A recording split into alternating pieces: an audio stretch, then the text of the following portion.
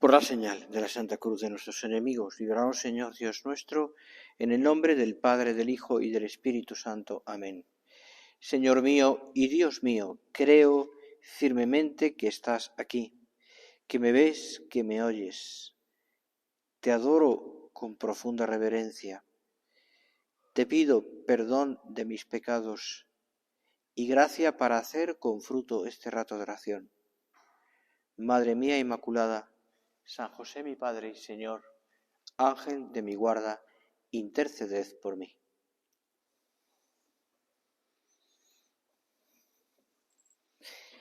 En el Evangelio,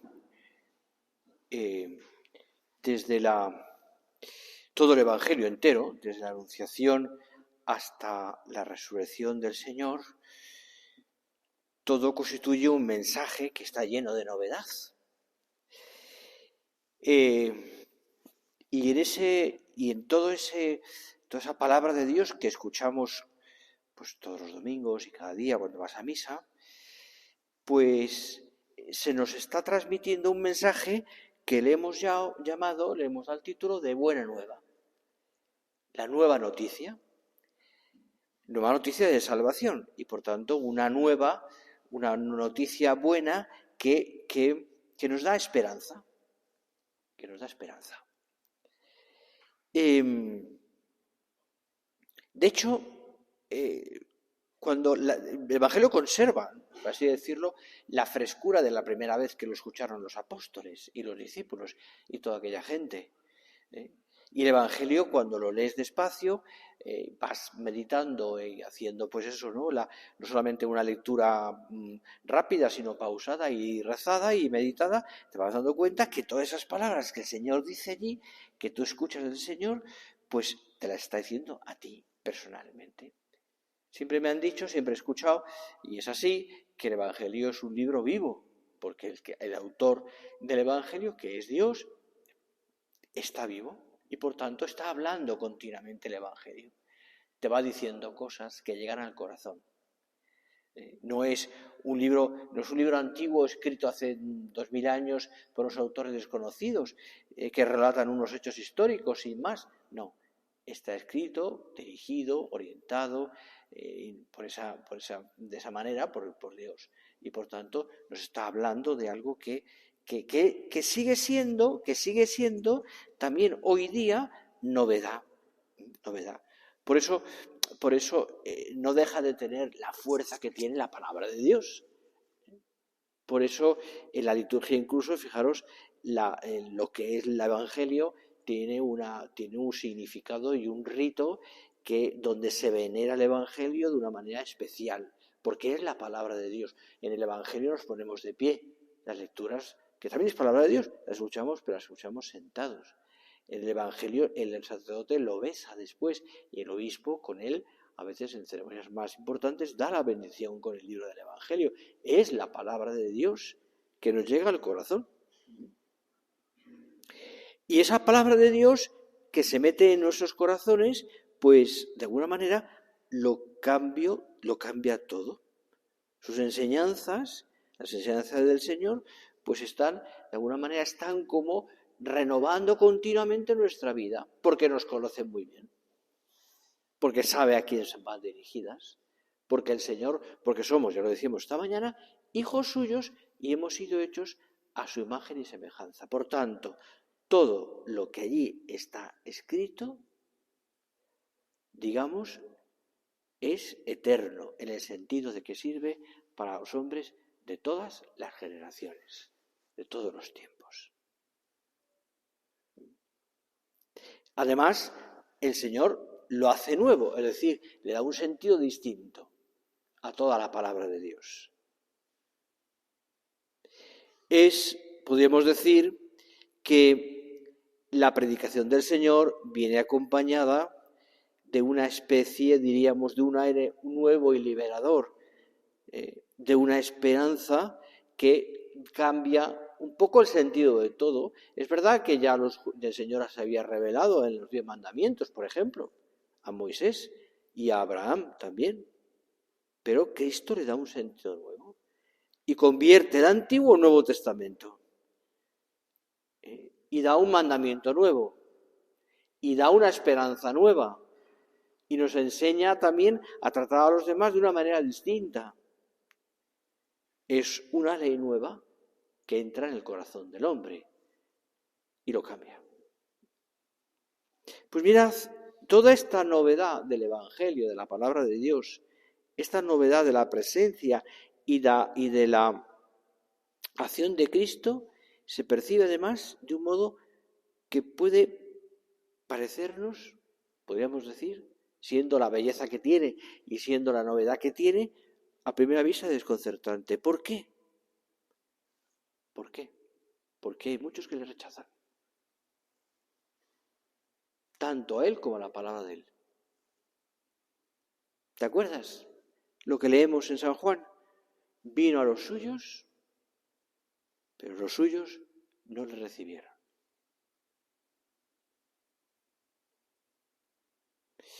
Yo diría que esto hace como recalcar más la generosidad incondicional de Dios, su entrega por la humanidad y el rechazo de los hombres.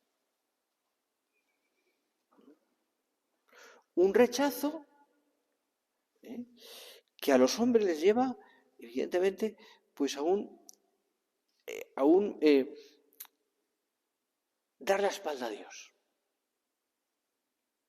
Me acuerdo que fui un día de viaje, iba hacia Valencia con otro sacerdote y paramos en Madrid, era cerca de Navidad, y paramos a casa de una artista que es una artista belenista muy conocida y que su vida tuvo muchos idas y venidas y tuvo una conversión muy profunda y es una gran artista, y entonces empezó a hacer belenes y ha hecho belenes preciosos, ¿no? La habíamos encargado un belén, concretamente, que quedó una maravilla, ¿no?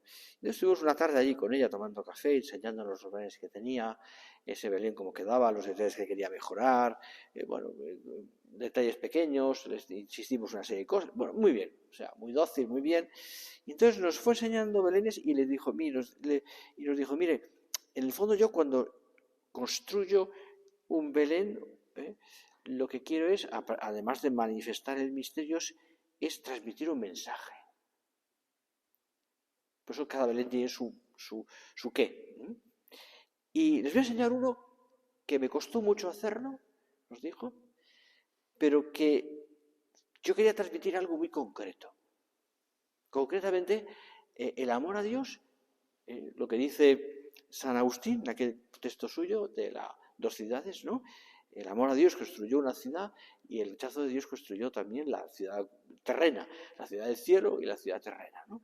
Entonces quería manifestar eso, ¿no? Como el amor, sí, los hombres que reciben bien a Dios y los hombres que rechazan a Dios. Entonces nos enseñó una pieza de este tamaño, preciosa, era un todo, ¿no? Era un todo, ¿no? Donde se veía la Sagrada Familia, una cosa preciosa, de una pieza, no sé si era en barro, no me acuerdo qué era. Y al lado había un pastor que con las manos en la boca estaba, como haciendo para hacer eco, estaba anunciando el nacimiento de Cristo, con una cara de alegría impresionante. Y dice, y se me ocurrió lo siguiente, el Belén era más o menos circular, le dabas la vuelta y de espaldas al misterio había otro pastor que con cara triste anunciaba, no estaba anunciando nada, por así decirlo, estaba dando la espalda a Dios. Me gustó mucho, era muy original, al mismo tiempo que muy significativo, el mensaje estaba claro. Bueno, pues los hombres recibimos el mensaje de Dios y lo anunciamos o lo rechazamos. Vino a los suyos y los suyos no le recibieron. Y ese rechazo de Dios a los hombres les llevó a la muerte. A la muerte de Cristo en la cruz. Una muerte que Él aceptó libremente y que constituyó la salvación de todos los hombres. Mirad, Dios es y fue y siempre será fiel a su promesa, porque en Dios no cambia, no hay mudanza en Dios. Y la potencia del mal no ha podido nada en contra de esa donación divina de Jesús. La fuerza salvadora de Dios, que se introduce por medio de la encarnación del Hijo de Dios, muerto después y resucitado, constituye para los hombres una novedad perenne que está ahí, que aunque los hombres lo hayamos olvidado o los hombres le hayamos dado la espalda o hayamos construido una sociedad al margen de Dios, una sociedad al margen de Dios, pues no deja de ser novedad y perenne. Quisieron en Polonia, durante la época comunista, estando de obispo Karol Wojtyła, el cardenal Wojtyła, construir una ciudad, una sociedad perfecta humanamente hablando, una sociedad, mejor, una ciudad, quiero decir, perfecta humanamente hablando, sin Dios. Y se prohibió construir ninguna iglesia. Y cuentan que los obreros de aquella ciudad, una ciudad industrial, minera creo que era, aquellos de aquella ciudad querían tener a Dios en su ciudad. Y por las noches, en horas intempestivas, construían una cruz que la ponían en la plaza de la ciudad, o un sitio significativo, y allí después el cardenal o obispo, entonces Wojtyła celebraba la misa. Al día siguiente el gobierno tiraba la cruz. Y así durante tiempo. Levantaban la cruz, se tiraba la cruz. Se podía ofrecer la misa, pero al mismo tiempo la cruz la destruían. Y así un día tras otro, ¿no? Cuenta la historia, es un poco más complicada la historia, pero al final se cedió. Es decir, y se construyó la iglesia.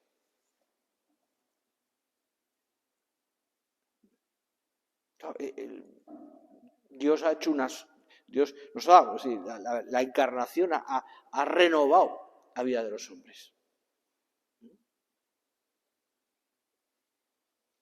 Esa novedad está presente en todos momentos, la vida de la Iglesia.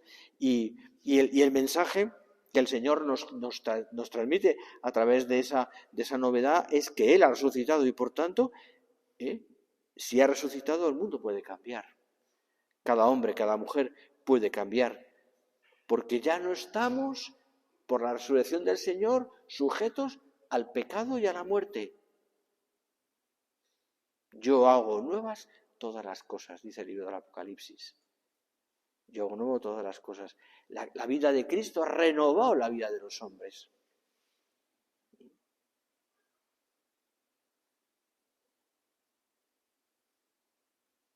Ha salvado al hombre. Es decir, le ha dado la esperanza del cielo. Y eso ha dado en la sociedad, en la vida de los hombres, gracias a esa predicación, ¿no? Y todo eso, ha dado pues esa esperanza que los hombres no tenían. Claro, el hombre, ante el misterio de la muerte y el misterio del más allá, de la vida después de la muerte, ha respondido, lo sabes muy bien, de muchísimas maneras.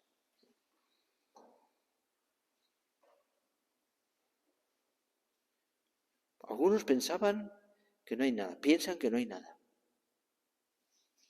que la vida del hombre queda allí, aquí. Otros piensan, antiguamente, el mundo pagano, que era una simple repetición del tiempo pasado.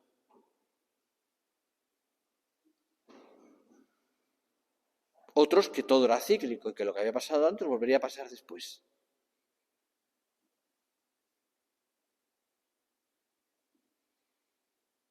Y de esa manera el hombre llega a pensar, por ejemplo, que la única manera de salvarse era como una especie de éxtasis espiritual que le ayudara a vivir al margen del mundo, sin meta y sin esperanza, decía San Pablo.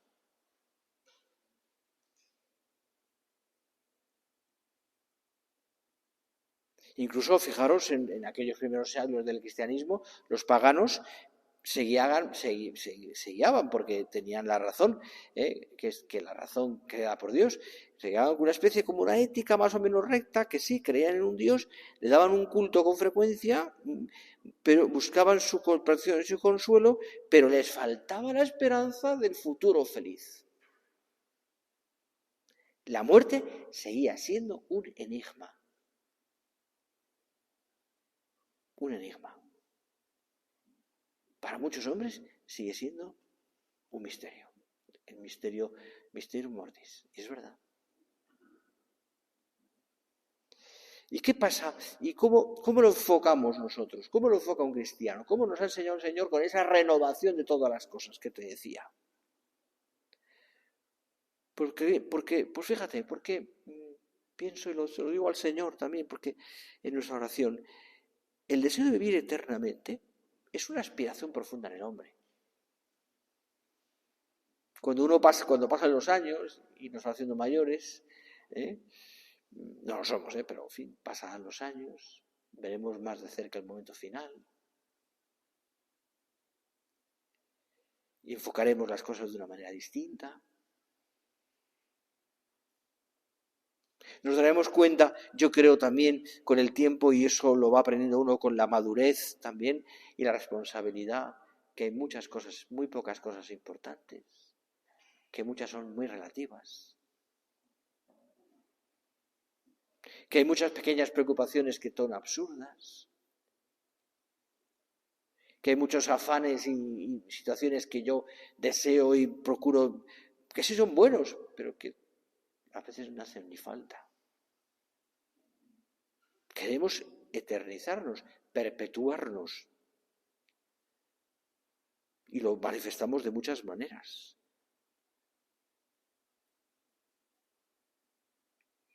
Pues mira, en todo este contexto, el cristiano es profundamente realista. ¿Por qué?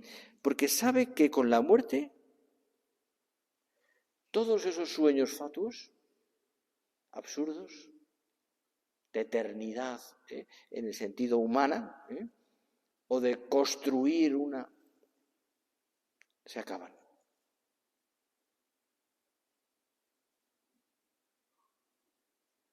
En ese dilema muerte-inmortalidad, tenemos la certeza de que Dios nos ha creado a su imagen y semejanza. Y sabemos que cuando se avecine ese momento final, tendremos a nuestro lado a Cristo, que nos confortará. Así es. Que no nos morimos solos. Entendedme esto. Puede ser que por razones diversas en ese momento estemos solos. Pero humanamente hablando, pero tenemos a Dios a nuestro lado.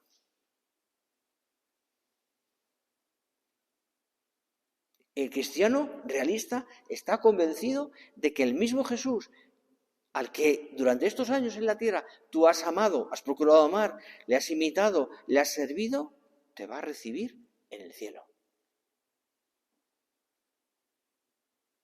Allí, dice el Evangelio, lo dice él, os preparo una morada. Sabemos con certeza que gracias a la inmensa y gozosa verdad de la fe, gracias a Cristo, la muerte ha sido vencida.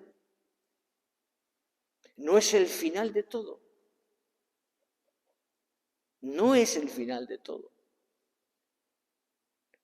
Sino que tras ella el cristiano alcanza la visión eterna de Dios. Y al final de los tiempos, incluso, la resurrección de los cuerpos. Cuando todas las cosas se cumplan en Cristo. Misterio, pero es una verdad de fe. Queridos amigos, la vida no acaba aquí. No acaba aquí. Tenemos la experiencia de personas queridas que se nos han ido quizás hace poquito. Hemos visto incluso Seguramente te ha tocado por razones, y muchos además que trabajáis en medicina, los médicos, lo habéis visto, con vuestros ojos. Yo tuve la alegría, por así decirlo, ¿no? Entre comillas podemos decirlo, porque también es un dolor, de estar alrededor de mi padre, por ejemplo, cuando murió estábamos todos los hijos acompañándole en el momento que murió. Para mí fue un consuelo, ¿no? Pues, un dolor muy grande, pero te das cuenta, ¿no? Es decir, que hemos visto, la experiencia de la muerte la tenemos. Y quizás muy cerca. Pero por la fe sabemos que no acaba ahí todo. Que estamos convencidos de que todo lo que en esta vida tú estás luchando, de tu sacrificio silencioso y escondido, que tu entrega de cada día, tu lucha por hacer las cosas bien, todo eso vale la pena. Vale la pena. Que siempre hay recompensa. Porque hay esperanza. Que por la infinita misericordia del Señor superaremos todo eso. Si alguna vez, dice San José María en Surco, si alguna vez te intranquiliza el pensamiento de nuestra hermana la muerte, porque te ves tan poca cosa, anímate y considera. Dice, anímate y considera. Si alguna vez te intranquiliza, pues que nos puede intranquilizar, por supuesto. Y está dentro de lo normal.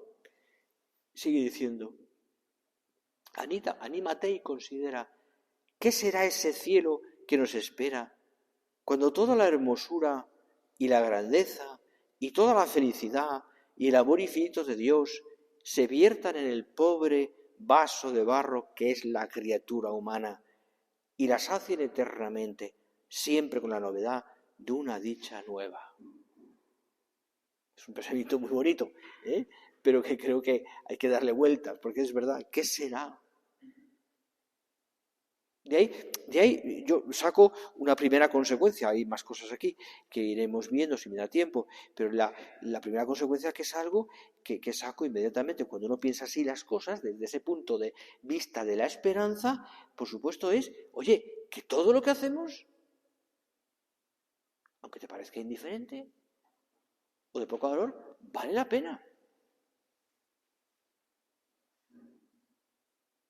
Que esos momentos en los cuales has sentido más pues el tirón del cansancio o de lo que sea, y te has superado, y has puesto buena cara, y como dice el Papa en ese mensaje, no te has cansado de hacer el bien, pues vale la pena, te estás ganando el cielo. Te estás ganando el cielo. Por eso cualquier cosa pequeña tiene, decía San José María, tenemos que dar a cada segundo, decía, vibración de eternidad. Es decir, en cada segundo nos ganamos el cielo. Ese gesto, esa sonrisa, ese pequeño esfuerzo, esa atención de una persona, de un hijo a última hora, es todo eso cansancio acumulado que a lo mejor llevas encima, o esa preocupación grande, oye, ofrécela al Señor, conviértela en amor, conviértela en algo que te pueda servir para dar del cielo, en amor a Dios, en un acto de amor. No te quedes, que no sea algo que te llene de tristeza y ya está, o te condicione tu condición de alegría. No, conviértelo en algo que lo puedas santificar. Señor, esto te lo ofrezco, esto es para ti, esto que no sé cómo resolverlo, esta situación, es para ti, Señor. Me quiero ganar el cielo.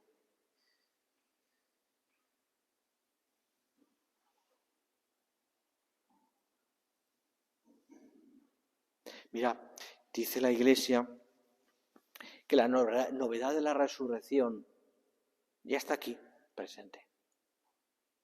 Ya está de alguna manera en esta tierra. Aunque no sabemos cuánto durará el universo, podemos decir que ya estamos en ese final de los tiempos, es decir, en el sentido de que el mundo ya ha sido redimido. Cristo ya ha vencido a la muerte, al demonio y al pecado. Ahora nos toca hacerlo nosotros, santificarnos, porque ya está hecha la redención. ¿Quienes vivieron antes de Cristo? Era otro problema. Todavía tenía que venir el Mesías. Llegó. Ahora ya hemos sido redimidos. Ahora nos toca nosotros participar de esa redención con nuestra lucha. Por tanto, no cabe lugar a la desesperanza, porque ya hemos sido redimidos, salvados. Esto es importante. De ahí lo que te decía antes, cualquier cosa que hagas vale la pena, porque te ganas el cielo.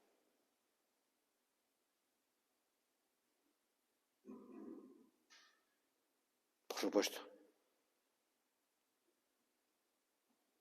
De hecho, por eso nosotros somos nuestra casa, como dice la liturgia de la misa muchas veces en los funerales, dice, uno de los textos que son más bonitos, dice, ¿no? Porque no somos ciudadanos de la tierra, somos ciudadanos del cielo, ¿no?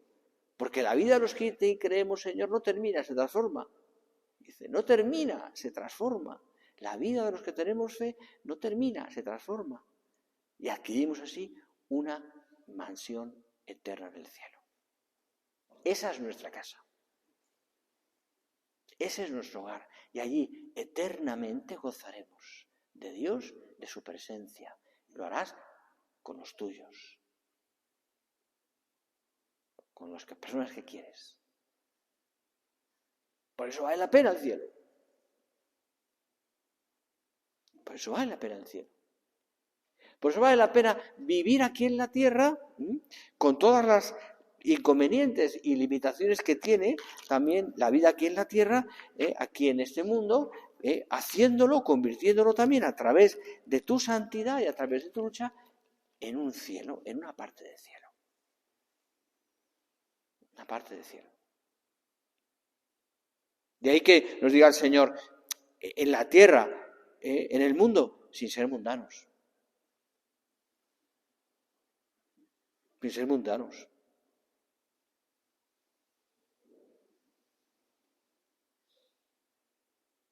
Mira, para ti, por tanto, en esta visión que estamos como recorriendo ahora en esta restauración, que ya acabamos en esta restauración, pero para ti y para mí, el tiempo no es algo solo que pasa, un tiempo perecedero, sino que es un tiempo de Dios, que Dios te da, para que tú lo administres, para que lo hagas mejor, para que te hagas tú mejor y hagas mejor a los demás. El tiempo, el que Él quiera, no lo sabemos, pero suficiente para poder administrarlo y hacerlo también y hacernos mejores. El Señor cuenta contigo en ese sentido. En ti, contigo y conmigo, como causas segundas en la tierra para hacer mejor el mundo. Creo que tenemos que tener como esa visión tan, digamos, grandiosa, ¿no? Es decir, si queréis, positiva, ¿no? Es decir, de el valor que tienen las cosas que yo hago y el valor que también se le da a través de mi propia santidad. Todo lo que haces, te decía hace un momento, vale la pena. Pero es que además, a través de tu santidad, tú haces mejores las cosas. Las perfeccionas. Con la gracia de Dios, claro. Y ahí, eso tiene muchísimas consecuencias. Me quedo corto porque ya acabamos, ¿no? Pero tiene muchísimas consecuencias, ¿no? El no perder la alegría, el enfocar las cosas desde un punto de vista positivo, el vivir en la esperanza, el trabajar siempre con alegría, por amor a Dios, el saber que las cosas que tú siembras, por ejemplo, pienso en tus hijos, todo eso que te parece a veces que es sembrar en terreno baldío, puede ser, no se pierde nada. Te repito, no se pierde nada. Esa oración tuya por un hijo que enfermo, un hijo que está enfermo, a lo mejor moralmente, no se pierde nada. Porque estás haciendo a través de esa oración y de tu lucha y de tu santidad nuevas todas las cosas. Te estás ganando el cielo y haciendo el cielo aquí en la tierra. Por eso no se pierde nada. Y hay que la conclusión es esa que uno dice, ¿no? Vale la pena. Vale la pena. Vamos a mirar a la Virgen que nos introdujo en esta misión redentora a través de su hágase. Y vamos a pedirle a ella, al acabar este día ya, este primer día de retiro, pues que nos ayude. María Santísima, ayúdanos a que a construir mi vida sobre esa base, la esperanza del cielo, la esperanza del cristiano.